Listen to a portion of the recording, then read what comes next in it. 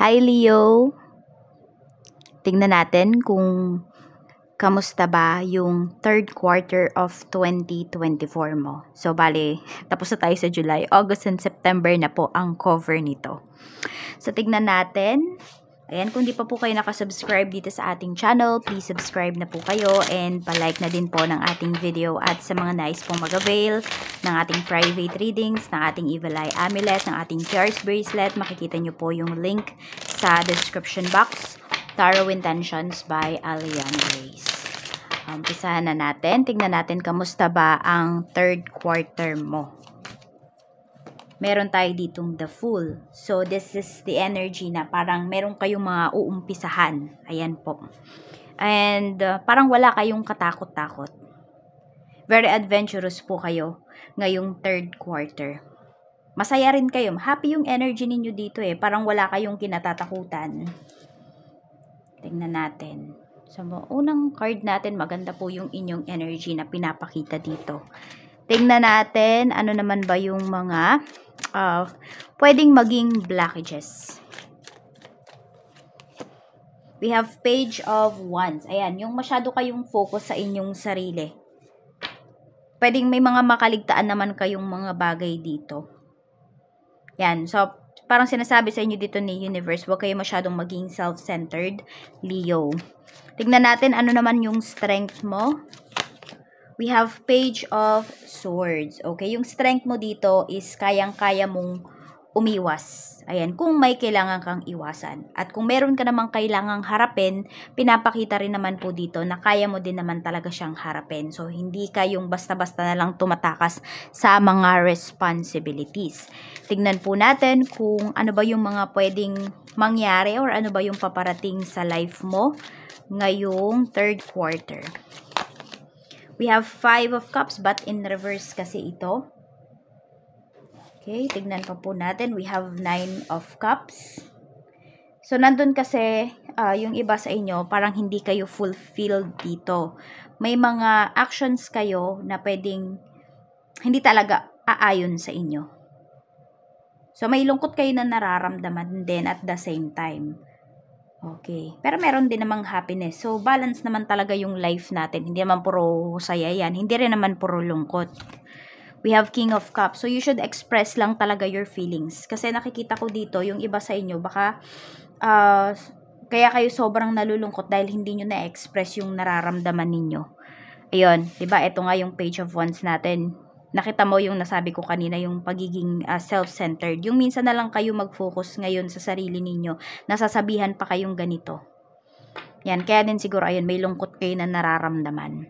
So, nasa sa inyo na lang yan kung paano ba kayo magre-react dun sa mga sinasabi ng mga tao sa inyo.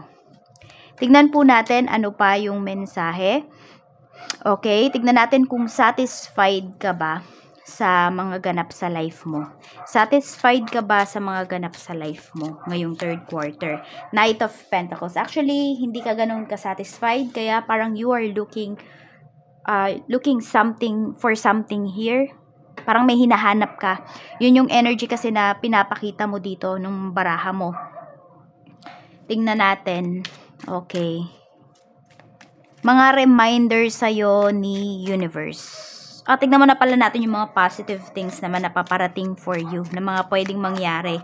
Ayan. Kung hindi po kayo nakakatulog, this third quarter, yung iba sa inyo, ayan, ano lang, parang mabilis kayong makatulog, ganyan. Parang nandun kasi napagod yung iba sa inyo, kaya po, mabilis kayong makakakuha, no, ng tulog.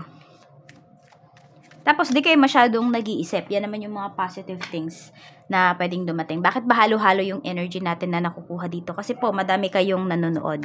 Pero kung isa lang siguro yung binabasahan ko dito, yan. Pero, ayan, tignan na natin. Kaya kuhanin nyo lang po yung mga mensahe na sa tingin ninyo is magre-resonate po yan para sa inyo. Tignan natin, ano pa yung mga positive na pwedeng mangyari para sa'yo. Okay, we have Wheel of Fortune.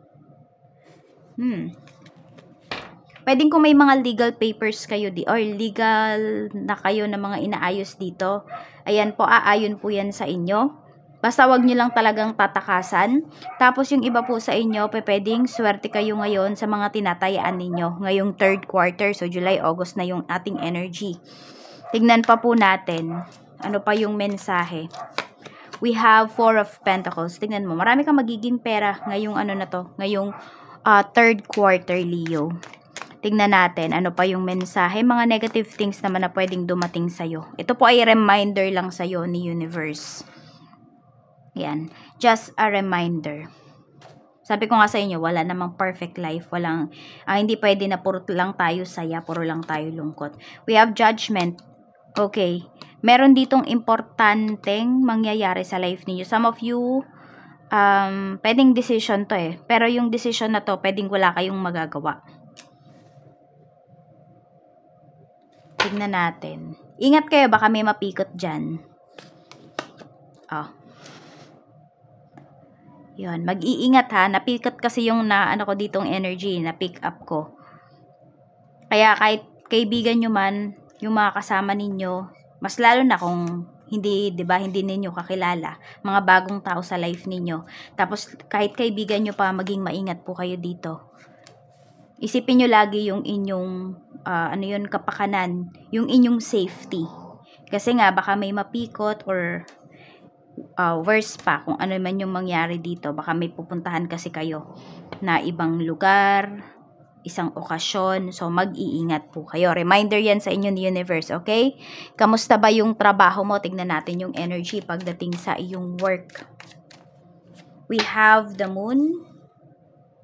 Okay. Kuha tayo dito. Pagdating sa trabaho mo. Tingnan natin. So, ayan, parang meron kayo ditong hindi kasi matapos-tapos na work. Kaya naman pala, marami kasing naiinggit sa inyo dito. Maraming naninira sa'yo pagdating sa trabaho, Leo. May hater ka pa nga, oh. Mag-ingat kayo, ha? Yan. Mukhang mahihirapan kayo dito pagdating sa work. Tapos, kung may nag-a-apply naman dito ng trabaho, medyo mahihirapan po kayo ngayong third quarter. Medyo mabigat yung energy ninyo. You do some cleansing. Mag-ano po kayo, salt water bath kung kinakailangan. Six of Swords. Yan. Kung kayo naman ay hindi na masaya sa trabaho po ninyo, sabi ko nga, di ba, parang meron kayo ditong hindi matatapos na project, na work. So, ang mangyayari, ayun, malamang sa buong third quarter na to, pwedeng yun po yung pagkaabalahan ninyo. So, medyo may frustration kayo na mararamdaman.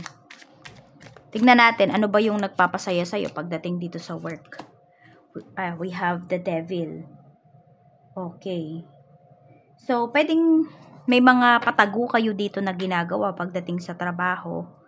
Ayan, pwedeng yung iba sa inyo nakakapag-Facebook kayo, ano kayo, no, pag kayo ay nasa trabaho. Tapos kunwari, wala naman yung mga boss po ninyo o yung mga matataas na tao dyan, yung position ba pagdating sa work, medyo nagagawa nyo naman po yung mga gusto ninyo. I mean, hindi naman lahat, pero parang meron kayong kalayaan.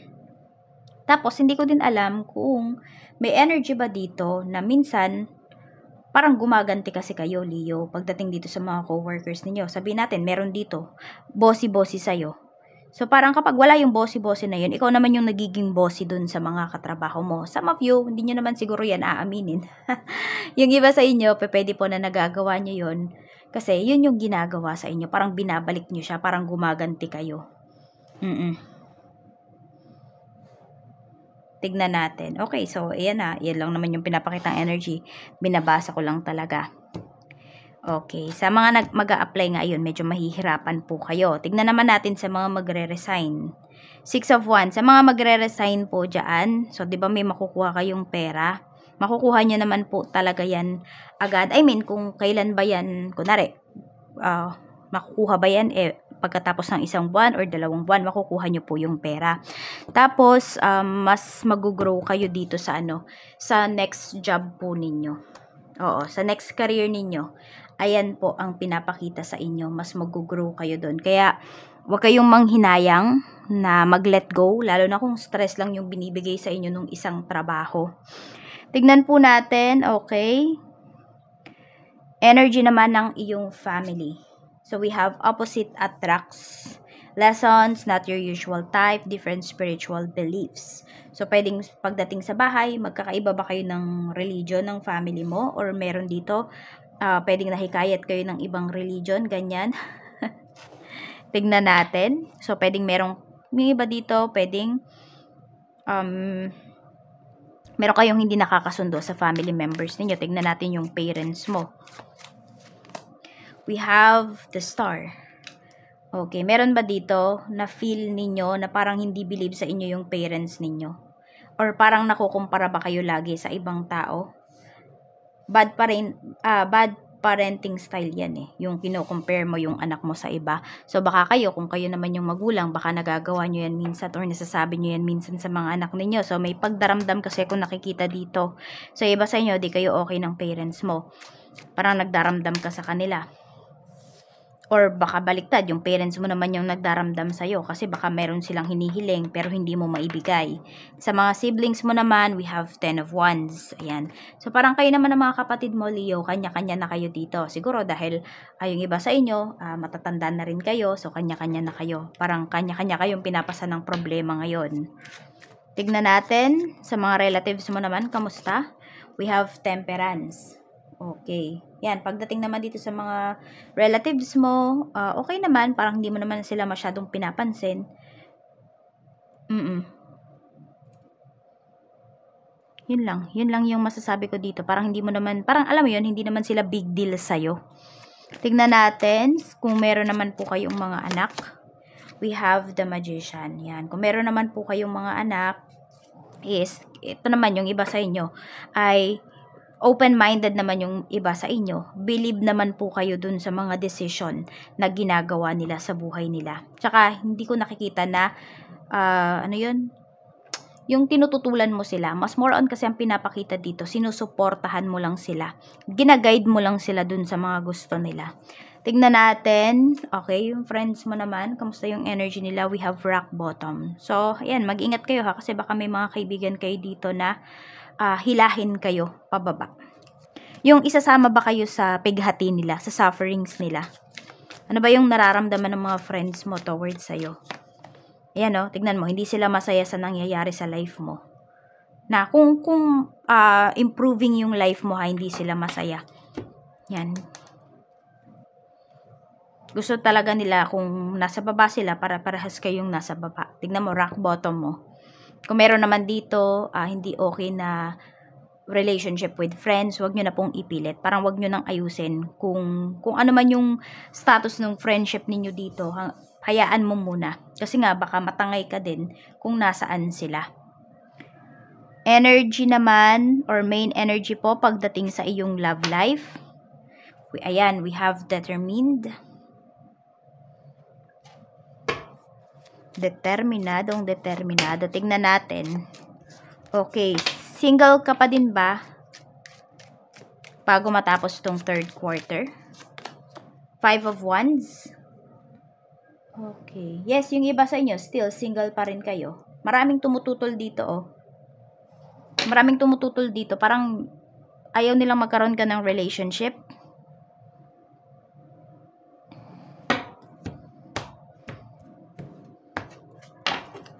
Tignan natin.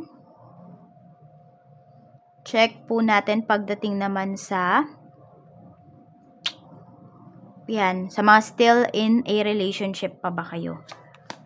Queen of Cups. Yes naman po. Ayan. At saka nagkakaunawaan kasi kayo dito. Sa mga byudo at byuda naman po.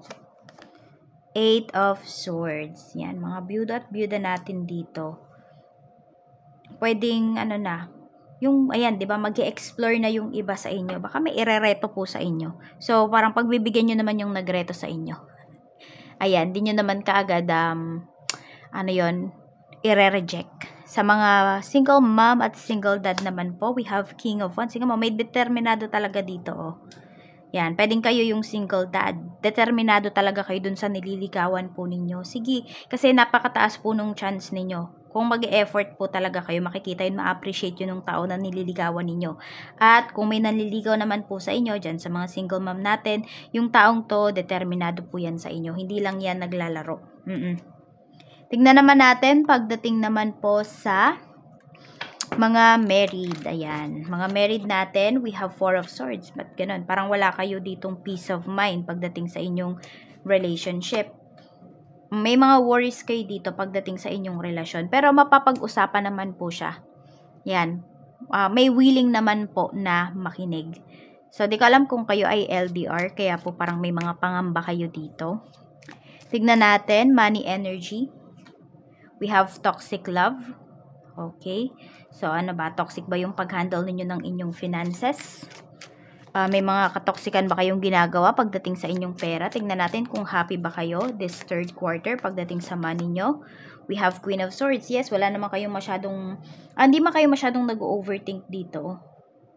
Tsaka sabi ko naman dito sa inyo kanina is, ano yun, maganda yung energy ng finances ninyo. Yan, wala kayong masyadong pag-overthinkan po dito. Tingnan natin kung may paparating ba na pera. Yes, meron Lalo na yung mga may investments kayo yung mga nag-invest dyan. So, pwede po na mag-harvest na kayo this third quarter bago matapos yung third quarter. Iwas lang kayo sa mga drama. Kasi ayun, hindi naman kayo yung magdadrama Pwedeng may mga magdadrama po sa inyo. May mga iiyakan kayo, may magdadrama para mabigyan nyo sila ng pera.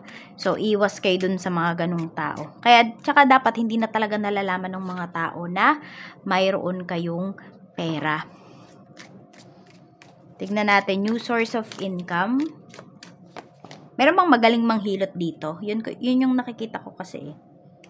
Oo, yan. So, yung iba po sa inyo, baka mag-training kayo, ganyan. Okay po yun para sa inyo. Tapos, mga emergency kit. Okay din po na maging source of income po ninyo yan. Tignan natin pagdating sa health. Actually, sa health, yung naano ko dito, yung braso nyo, parang sumasakit siya.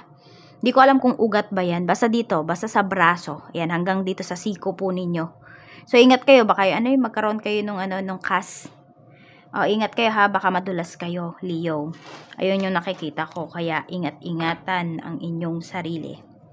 Sa business naman, the X. Okay, may business ba kayo ni X? Tignan natin. Sa mga mag-start, okay ba na mag-start ka ngayong third quarter? Ayan po, mag-start na po kayo ngayong third quarter. Tignan natin. Ayan, hindi ko alam kung si X mo ba ay mayroong, meron siyang idea about sa business. So, baka nasabi niya yun sa'yo. Try mong i-consider. Baka yung ex mo magaling yan sa business. Check natin sa mga may current business po, kamusta? Death card. Okay, mukhang meron kayong titigilan dito. Kasi meron kayong sisimulan. So, tignan pa natin. 7 of Swords. Ayan, mukhang meron kayo ditong kailangan gawin or kailangan baguhin pagdating sa inyong negosyo para mas maging maganda po yung sales. Ingat ka lang kasi ayun, yung ex mo, baka may alam dyan sa business mo. Baka maging kalaban mo pa yan. Kaya kahit po karelasyon ninyo, mas maganda kung may business kayo ay, yun, wag niyong papaalam kung ano ba yung nangyayari sa business po ninyo. Sa mga nalulugi naman yung business, tignan natin.